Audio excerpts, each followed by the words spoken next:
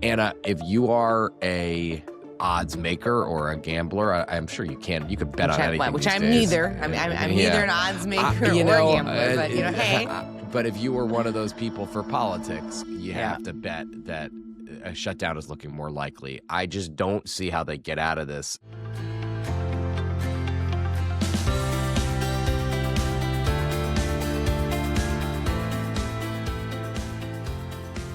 Good morning. I'm Anna Palmer. And I'm Jake Sherman.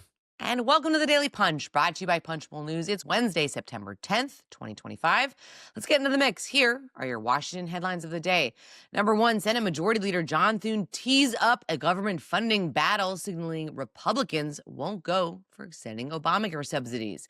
Number two, lawmakers push to repeal Syria sanctions. And number three, the Senate race in Maine is getting more interesting. All right, Jake, let's get to it. We are leading Punchbowl News AM with the news that we have the one and only Senate Majority Leader John Thune, the Republican from South Dakota, joining us tomorrow on Flyout Day, which could not be better timing given the fact that Thune is in the thick of it when it comes to government funding and all things Washington right now.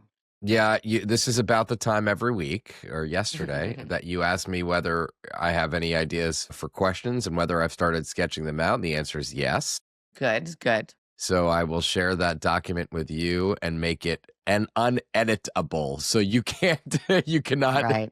You don't need any edits, Jake. You're just perfect. The way that it is, right? But I'll let you edit on the fly, I guess. So yeah, I'm excited. We had Mike Johnson. We're starting with the top two lawmakers in each chamber. Last week was Johnson. This week, Mike Johnson. That is. This week is John Thune. So very exciting.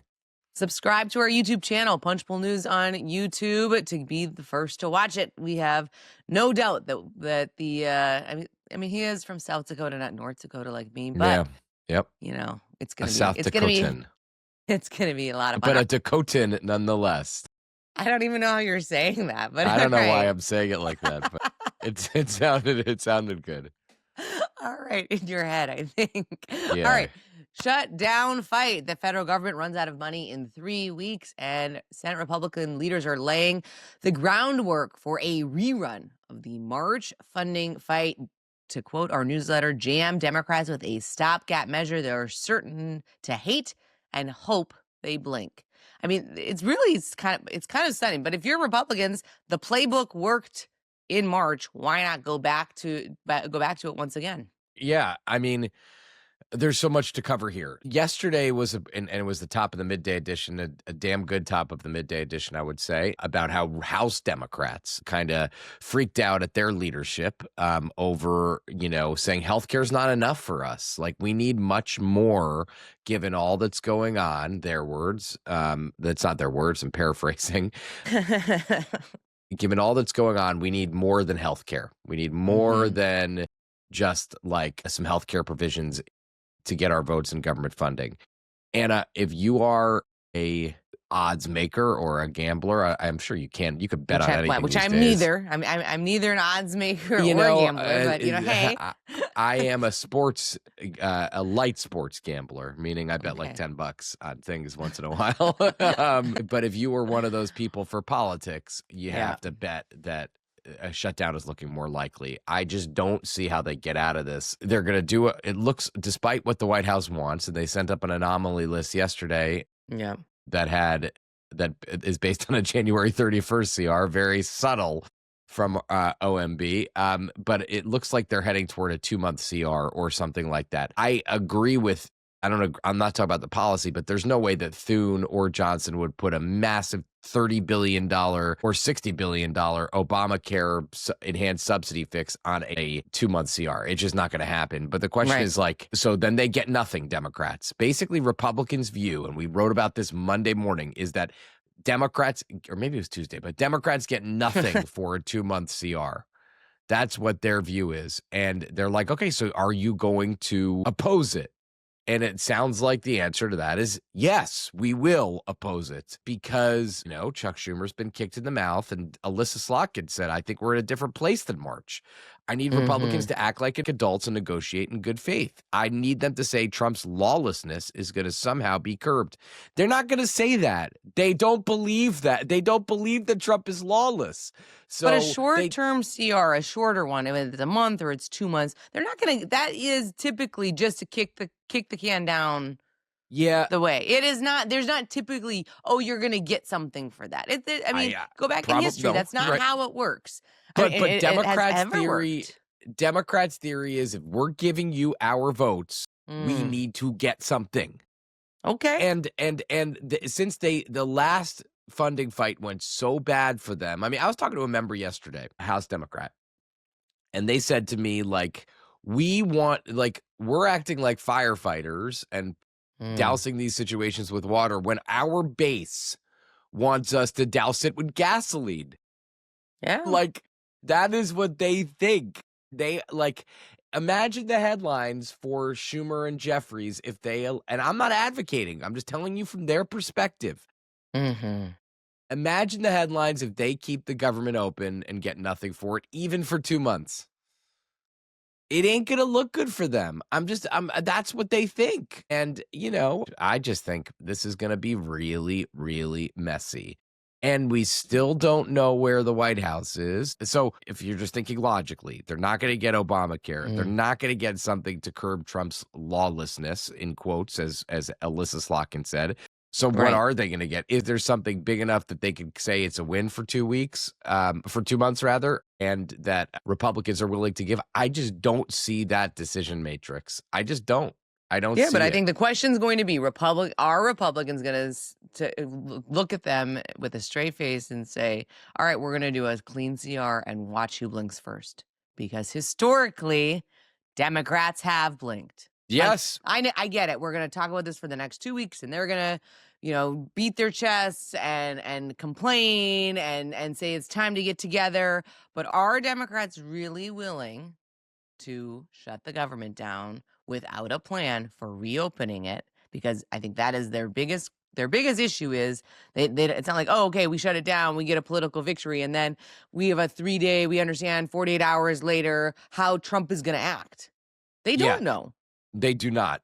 And I'm reminded of 2 things that people say about shutdowns. Number one is what John Boehner said in 2013, I think it was, which is sometimes people just need to touch the stove. Yeah. and that might be right. Maybe Democrats say, like, you know what, we are for our base, for our politics, for, Trump's driving us crazy. Fine. Okay. That's number one. And number 2 is from a different John Bresnahan, who always says to me and to everyone, getting into a shutdown is the easy part. Right. I agree with Getting out of it is the hard part. Getting out of it is the hard part. And you usually don't get anything. I mean, truly, look at the last time Trump shut it down. Well, he got nothing. Yes, that was the dumbest shutdown of all time. And we were trying to finish our book at the time, if you'll remember. I do. We were like, all right, guys, it's time to go. We got to publish. Yeah. And our editor was like, you got to end it at some point, and this is when you're going to end it. But, how do you get out of it? I don't know how that is.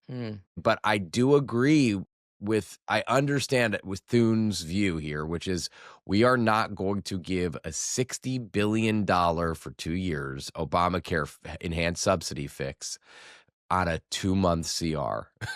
I get that. Like, it can only bear so much weight, a CR like that. So, you know what? I understand it. I get it. We will see Congress continuing to Congress. All right, Jake, let's go to the number 2 story of the morning. Congress is on the cusp of repealing crippling economic sanctions on Syria.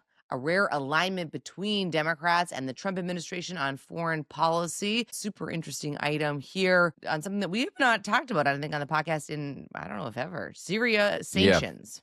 Yeah, and this item really deals with 3 issues. It deals with the NDAA, and we broke big news yesterday on the NDAA. So there's just a lot of action on the NDAA. Let's talk about it from the top. Number 1, because it's one of the only bills that's going to happen before the end of the year. Let's be honest, right? Yeah, that's right. So far, I mean, that we know right now. Who the hell knows what could happen between now and December. So lawmakers and the Trump administration, Democrats, Republicans, are trying to repeal sanctions on Syria, which is a kind of a weird alignment between Republicans and Democrats. Jeanne Shaheen is pushing it for Democrats, and the Trump administration, various other Republicans are pushing it for Republicans. That's going to end up in the NDAA. We have been leading the way, Diego, in the Punchbowl News Tech universe, about this amendment from Jim Banks that would require chip companies who are shipping chips to big deal, who want to ship chips abroad, to make sure that basically you have to make sure no American companies want these chips before they go abroad. As far as I could tell, based on my very limited conversations with the White House on this topic, or they haven't been limited, I just haven't gotten many good answers.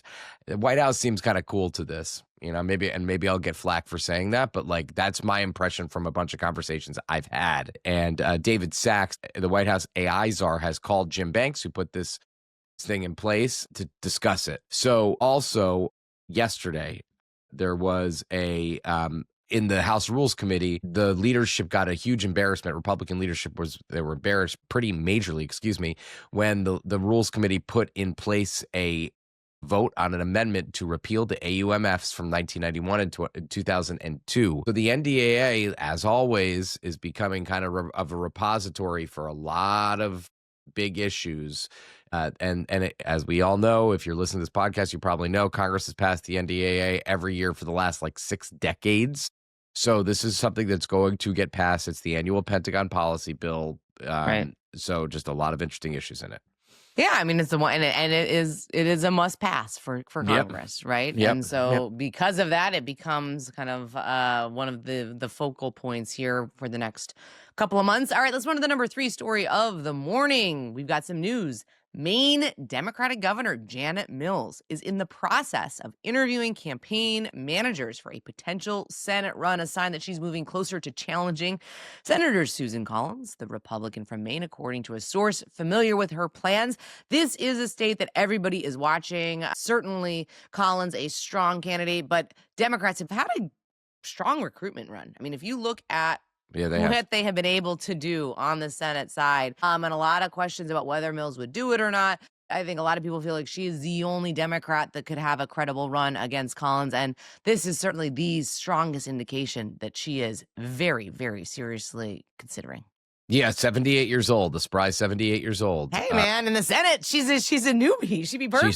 She's a spring chicken. And there are some interesting candidates who have had some viral moments in this race. Dan Kleben, a brewery owner, and oyster farmer Graham Plattner, who they've been kind of all over social media and even, kind of mainstream news. So we'll see if she actually gets in. And listen, we should say, and Allie reminded me of this yesterday when she told me of this news, that just because you're looking for a campaign manager doesn't mean you're necessarily going to get into the race. But it is a sign that she is at least taking this quite seriously. She's a sitting governor. Interestingly enough, at an event earlier this week in Central Maine, Mills openly praised Collins, telling reporters she appreciates everything Collins is doing. So that's quite the campaign slogan. Vote for Janet Mills. I appreciate what my opponent is doing, but I think Susan Collins ain't that bad. So I don't know that's going to be a winning message. All right, well, they might have to workshop that. Yeah, they might have to workshop that one. Maybe she needs that campaign manager sooner rather than later. If she's going to be like, yeah, cool, vote for me, Collins. She ain't that bad. All right. Well, clearly we aren't the messengers to figure out what she should be doing. No, we are gonna leave it there. Thank you so much for listening. We appreciate it. If you like the Daily Punch, share it on social media, tell your friends, subscribe to our YouTube channel. Just search Punchbowl News. And if you want to go deeper on all things Punchbowl News, sign up for our free morning newsletter at punchbowl.news. Have a great day and stay safe, everybody.